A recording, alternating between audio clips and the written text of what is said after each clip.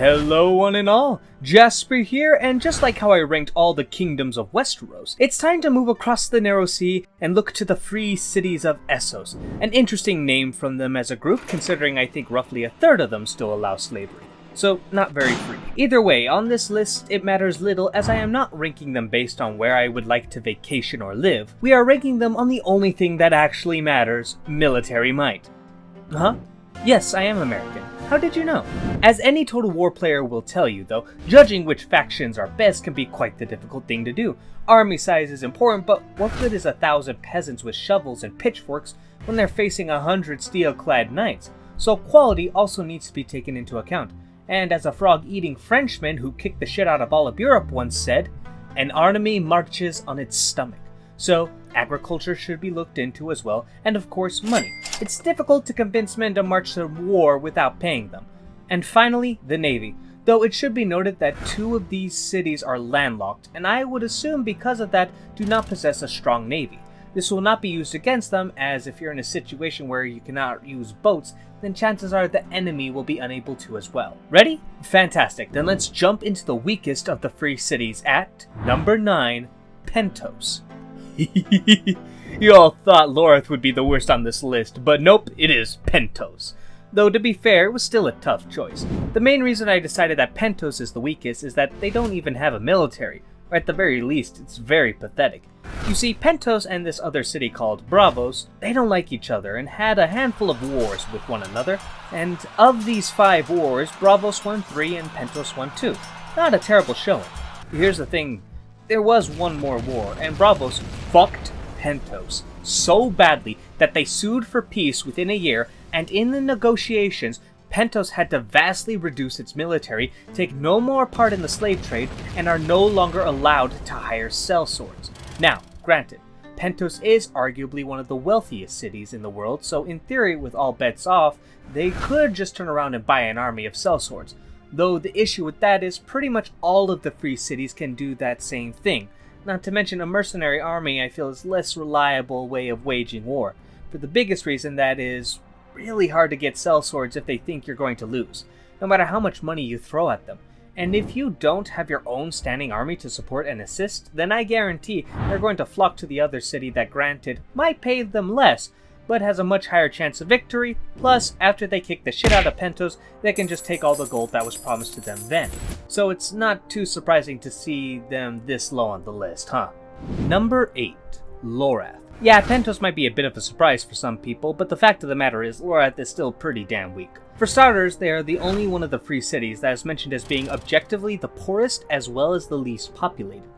Though being mostly an island and coastal region, you might assume they have a powerful navy. And you would be right, they have a powerful fleet of fishing vessels. In fact, they hardly have any sort of military and far too few warships to really be a threat to any of the free cities. And it doesn't get much better when you look at the culture of the people.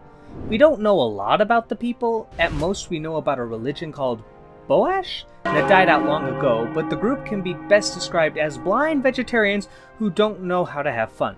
Now, it's hard to say what part of this religion is still in the city. After all, despite not eating meat, it seems like with all those fishing vessels, the modern Lorath will partake in a little bit of seafood. But either way, when the best thing I can say about you is that your people get their protein from fish, then it's kind of an uphill battle for you. Throw on top that they are ruled by 3 puppets, princes elected by the people, who follow the orders of a group of magisters, and I don't think anyone will argue against me for putting them near the bottom of the list. Number 7, Lice. I feel like these next 2 you can argue about them being switched around, but I have to say, when you're famous for having really good sex slaves, it does not give me confidence in your ability to wage war. A Bella Danger might be very experienced in getting pounded, but I wouldn't put any money on her if you threw her into an octagon. I could imagine Lice being very good at subterfuge and assassinating, and with their wealth they could very well hire sellswords, but this is hardly a plan that the other free cities couldn't do. In most cases seeming to be equal in wealth, and so could match them coin for coin in buying sellswords, as well as having a more impressive standing army of their own. I might be a little harsh to Lice. After all, they did revolt against Volantis, though they had a lot of support with neighboring cities, and even some support from Westeros, though they were a powerful ally for the Triarchy during the Dance of Dragons. Still, there is really nothing I can go off as their military capabilities are not really mentioned. The reason they are above Lorath is the only thing better than knowing nothing is knowing that you are garbage. Number 6. Mir. Mir is in the same boat as Lys. We know very little about their military in any shape or form, and are also known for mainly buying sellswords to fight for them, or in the case of the Dothraki invading, just give them a shit ton of money. So why do I put them above Lys? Because they are famous for being the most advanced of the free cities. Now, don't get it twisted and think that Mir are about to bulldoze the other cities with firearms and whatnot, as in this case, Advanced seems to have really good artisans. Now, that is a pretty broad statement, as an artisan is simply someone in a skill trade, especially one that involves using your hands. Heck, all the whores and leasts are technically artisans then. However, in the case of Mir, it seems to be more broad areas, as their builders must be fairly skilled, as they were the city hired to make the Dragon Pit in King's Landing, and I can think of how such talents could be much more useful in a war effort. Pretty much Mir is a city of nerds, and Lys is a city of sex workers, and in a famous battle of brains versus bust, I personally think that brains will win that day. Though, to be fair, depending on the bust, many brains could stutter. Number 5. Tyrosh. Tyrosh is the last member of the Triarchy to be mentioned, and it seems clear to me that between it, Lys, and Mir, Tyrosh just seems to be more capable of war. While not exactly famous for being great warriors, it should be noted of the three, Tyrosh is the only one that does not seem to rely on sellswords to fight their battles.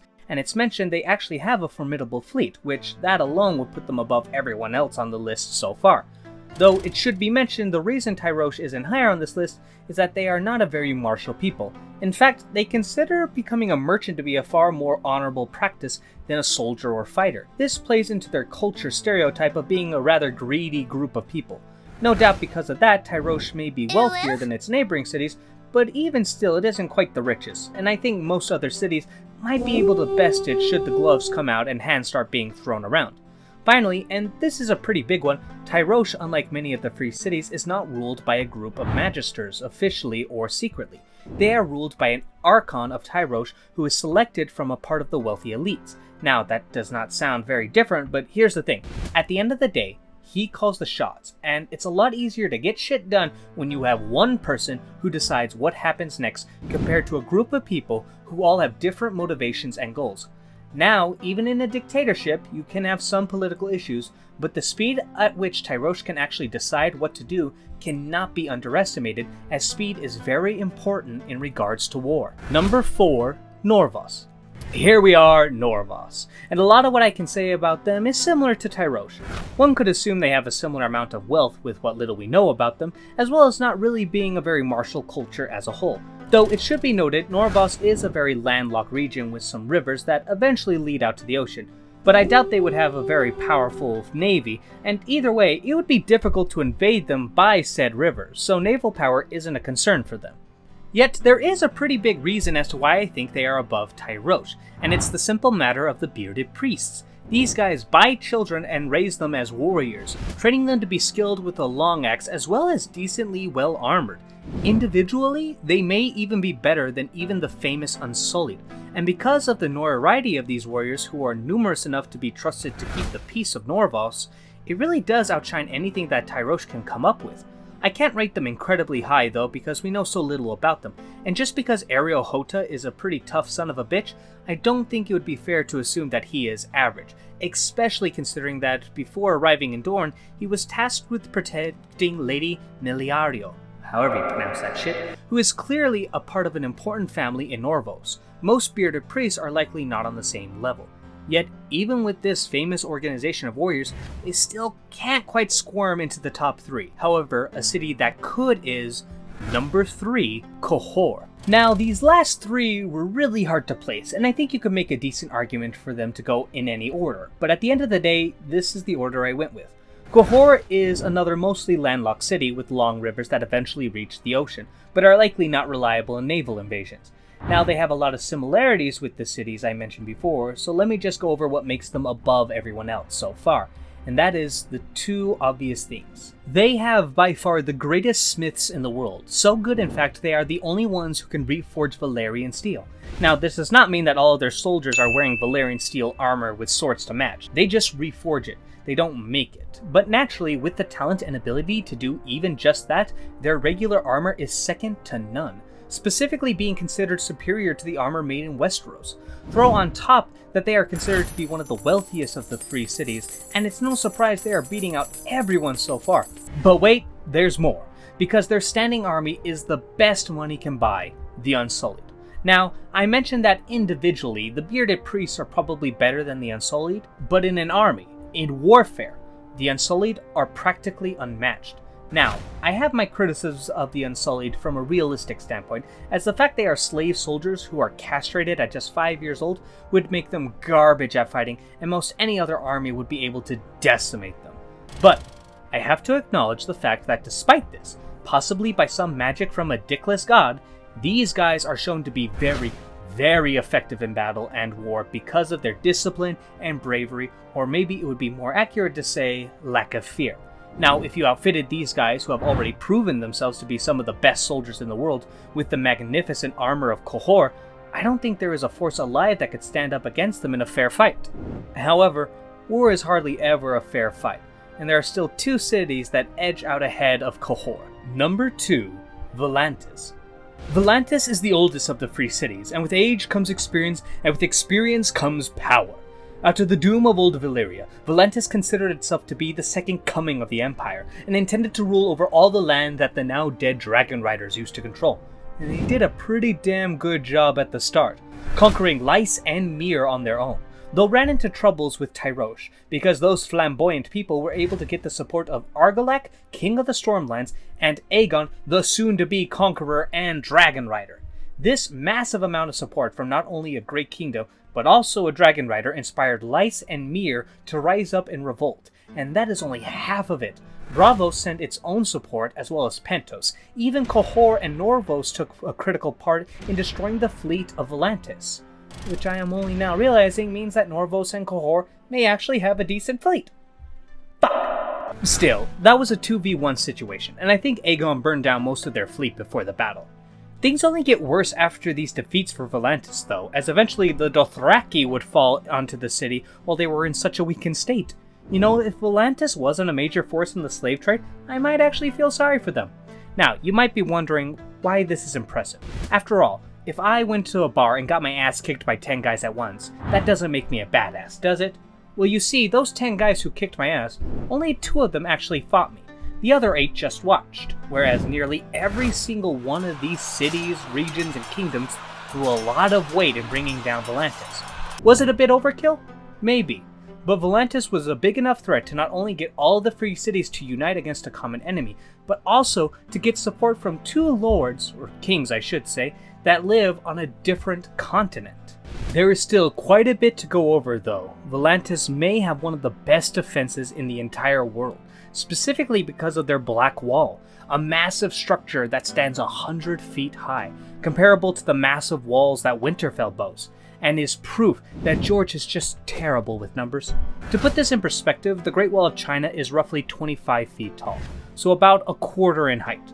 Moving on to the culture, they get a few points for celebrating and encouraging people to be great warriors, specifically tattooing themselves to show their prowess in battle. Yet probably the biggest tick in their favor is they are the only city to be comparable to the number 1 on this list, and in history was considered to be the greatest of all time. Yet, as one would expect, they did fall on hard times. The fact there might encourage roughly 8 regions and 1 Dragon Rider to take them down speaks to just how much of a threat so many people thought they were. But naturally, after such a massive confrontation and defeat, they are a shadow of their former self. The destruction that affected them likely took centuries for them to build back up, and even then, they are no longer considered the most powerful. At best, a second place, which makes me wonder just how powerful was Volantis at its height. Enough about that though. Let's get to the last city on this list, and the one you all saw coming. Number 1, Braavos. Yeah, I really couldn't justify putting anyone else at the top. While I personally would love to pull the rug out from everyone's feet and say that Qohor or Norvos are the most powerful, it just doesn't add up. Braavos is considered by all to be the richest and most powerful of all the free cities, with only Volantis being considered to be a rival. But while Volantis has some aspects of their culture that encourage people to be great warriors, it has nothing on the fame that Braavosi water dancers have. A lighter and more technical form of fighting that one could compare to the likes of fencing. While fencing isn't quite the most useful in regards to warfare, to ignore it outright would be a mistake. We don't know many water dancers. Cyril Farrell is the only one that I can recall, and was the former First Sword of Braavos, aka the bodyguard to the Sea Lord of Braavos, aka pretty much the elected king of Braavos. Syrio bested several Lannister guards clad in steel armor before falling short to Meryn Trant, a member of the King's Guard. Unlike Areo Hota, I think we can use Syrio as a basis to what the average water dancer is capable of. After all, he fully admits that he was not picked to be the First Sword because he was the strongest, fastest, or most skilled because he wasn't any of these, just that he told the truth. So while likely being above average, I think he gives us a decent idea of what the average is. Though I also don't think as highly of him as most of the fandom, so take that with a grain of salt. Yet probably one of the most impressive things about Braavos is their ships, specifically at how high quality they are and how fast one can build them. It takes just a single day for them to build a ship, and thanks to this feat of engineering, they likely command the largest and most powerful navy of any of the free cities, and quite possibly the world. Even if they didn't have the navy to protect them, invading the capital would be difficult as the Titan of Braavos is more than just a badass decoration. You could fit 100 men inside of it and use the arrow slits and murder holes built into the Titan to fight against any invasion that wishes to go directly for the capital. This isn't even mentioning the Iron Bank, which is arguably one of the wealthiest organizations in the entire world, which I would imagine would be willing to help the Sea Lord keep his power if it meant fighting off foreign invaders. And the House of Black and White, probably the most elite group of assassins in the world. I really can't in any good conscience put anyone else in the number one spot. So, what do you think? I feel like most will be more inclined to agree with me on this list rather than my last one, but either way, I'd love to hear all your thoughts. Did I miss anything that would turn this list on its head? Let me know in the comments down below. Until then, stay safe, and I hope you all have a wonderful day.